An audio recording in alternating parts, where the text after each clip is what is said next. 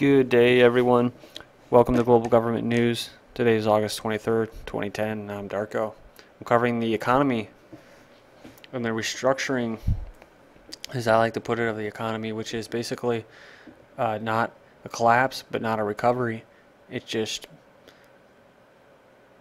an economy that is sustainable only by stimuluses and bailouts and rigging of the market by the Federal Reserve and the Treasury Department, and basically anybody who's not for a free market that has their little sticky fingers in it.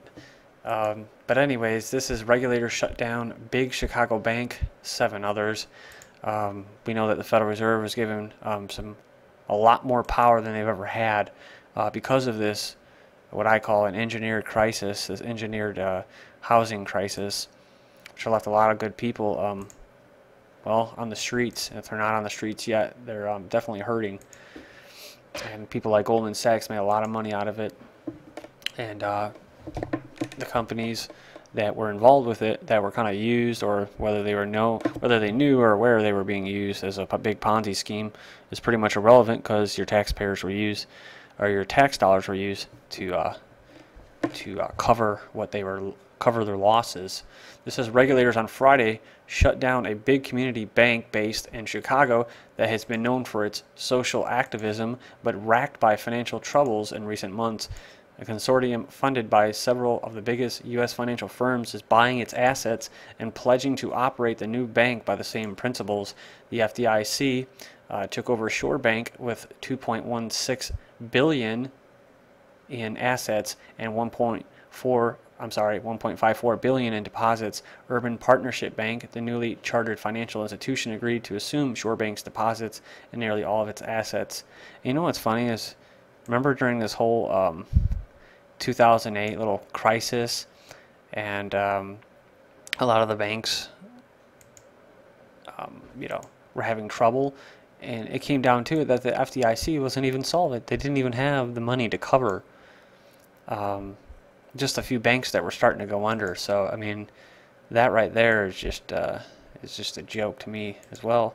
It says the FDIC also seized 7 other banks on Friday, bringing to 118 the number of U.S. bank failures this year amid the recession and mounting loan defaults.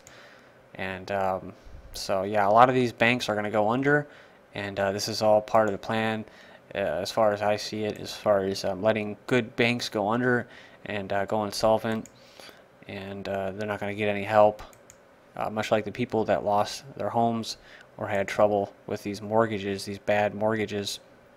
With the amount of money, which according to Bloomberg is total up to almost $20 trillion that's gone to banks, that's been extracted from the taxpayers for this whole financial crisis, around $23 trillion. They could have paid off, or at least issued full, loans to help people out with their loans. They could have paid off everybody's mortgage in the United States with that amount of money, but they didn't. And they didn't even come close to doing it. This is just basically time covering the similar story. Regulators shut big Chicago-based bank. Regulators on Friday shut down a big community bank based in Chicago that has been known for its social activism, and it's pretty much the same thing. But they're just letting you know that the FDIC, along with the Federal Reserve, they basically are running stuff. Nearly 50% leave Obama mortgage aid program. Obama mortgage aid effort is struggling to stem the rising number of foreclosures in the U.S. It says nearly half of the 1.3 million homeowners who enrolled in the Obama administration's flagship mortgage relief program have fallen out. It says the program is intended to help those at risk of foreclosure by lowering their monthly mortgage payments. Friday's report from the Treasury suggests the $75 billion government effort is failing to slow the tide of foreclosures in the United States. Economists say more than 2.3 million homes have been repossessed by lenders since the recession began in December of 2007, according to foreclosure listing service RealtyTrac Inc. Economists expect the number of foreclosures to grow well into the next year. It says the government program is currently structured is petering out. It is taking in fewer homeowners. More are dropping out, and fewer are ending up in permanent modifications. Chief economist at Moody's Analytics said besides forcing people from their homes, foreclosures and distressed home sales have pushed down on home values and crippled the broader housing industry.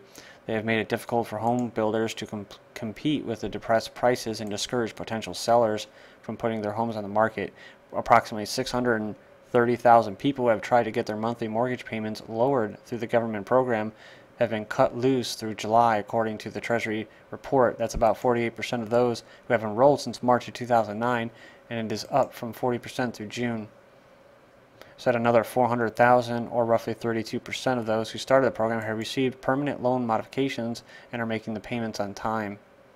So 1/3. Finishing up in this article, it says the pace of repossessions have been increasing, and the nation is now on track to having more than 1 million homes lost to foreclosure by the end of the year. That would eclipse more than 900,000 homes repossessed in 2009, the firm says. This is grim future for young workers in pensioner ghettos. Parts of Britain could become retirement ghettos within a generation, with 3 retired people for every 4 in work, a report warns. And I have a lot of different articles in here that I'm going to get to, and a lot from the UK. Just basically, they're telling you what's happening. I just covered an article where it says, get used to inflation. It's going to be with you people, at least in Britain, well, probably here in the U.S. too, but for a long time. At least a couple of years, and they basically go on and tell you all this other stuff is going to be there for a couple of years as well. So they're just acclimating the public now that the recovery isn't really going to come. It says rural areas, particularly in the southwest of England, will be the worst affected by a significant increase in the number of those aged 65 and over, placing a growing financial burden on councils trying to pay for the care of the elderly. So the highest concentration of retired people will be in West Dorset, West Somerset, and Berwick upon Tweed. It says where almost 1/3 of the population will be over the retirement age by 2030. The researchers said they are among the 10 council areas that will have 3 retired people for every 4 in work by 2030. The report warns, because they will have just 2 people aged under 16 for every person aged over 85, and it says it is the growing number of those aged 85 and over that will put a particular burden on social services, Mr. Hollick warns, as people in this age bracket are more likely to need costly long-term care. At present, most people who own property have to pay for this themselves, usually through the sale of their home, but as their resources are depleted, the local council has to meet these goals. Or these costs are. It says here younger people in particular face enormous burden to meet the costs of those who are in retirement. So what it comes down to me when I see this is, well, I know you probably don't want to hear this because it comes up a lot, but that is eugenics. And here in the U.S., there's they're considering raising the retirement age, making you work longer, and eventually, it's going to be to the point where it's already started, where people are putting their life insurance policies on the stock market as in the form of securities, and they're going to do it just like how they did, or just how the scam was carried out with the housing mortgages and that mortgage, the mortgage crisis. Basically, there's going to be a life insurance crisis as well, because people are trading them in to be able to pay for health care. So we're in a bad situation, and the elites know that. Well, they believe that there's too many people on the earth, and as far as paying for their services when they get older, after they slaved away and paid 1/3, if not more, to the state and to quasi public-private entities, yeah, I mean, they're not really they're useless eaters, and I don't believe this, but I'm just saying this is how they view you when you get older. They view you as a useless eater, and you're no longer a productive member of society, so you need to be on death's pathway, and you need to just go away. And you should not be greedy, and think for society, and just go away and help the planet. And this is sick, because this is I mean, I read articles like that all the time, and this is what it's about. So all the processed food and everything that you're eating, and all the other forms of eugenics that are carried out on you while you're working and slaving away to get to that retirement age, as they slowly creep the retirement age higher and higher. By the time you hit 65, you're going to have cancer. I mean, I've already accepted the fact that one out of every 3 people around me are going to have cancer, if not diabetes and that. So, it sucks, man. because you're going to end up getting all this stuff right before you can even retire.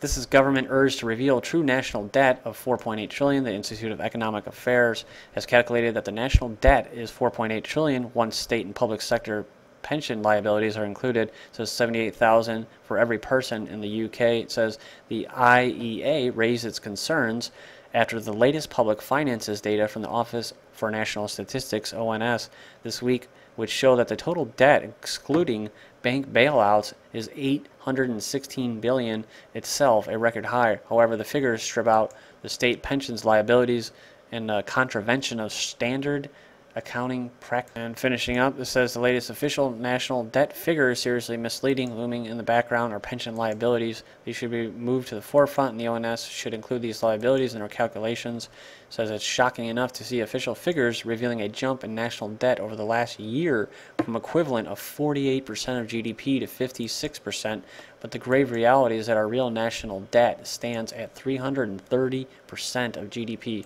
And this is PwC warns of slow decade for housing prices. This is what I was talking about. UK house prices will not recover to their 2007 peak for another decade once the effects of the inflation are included. The world's largest accounting firm has warned. Says PricewaterhouseCoopers' prediction places it alongside other forecasters, Capital Economics and the National Institute of Economic and Social Research, which have a less than optimistic outlook for the UK housing market. It says their estimates that have prices have already fallen 17% in real terms after adjusting for inflation. Although it believes prices will rise at 2% a year for the next decade, they will not recover the ground lost until 2020.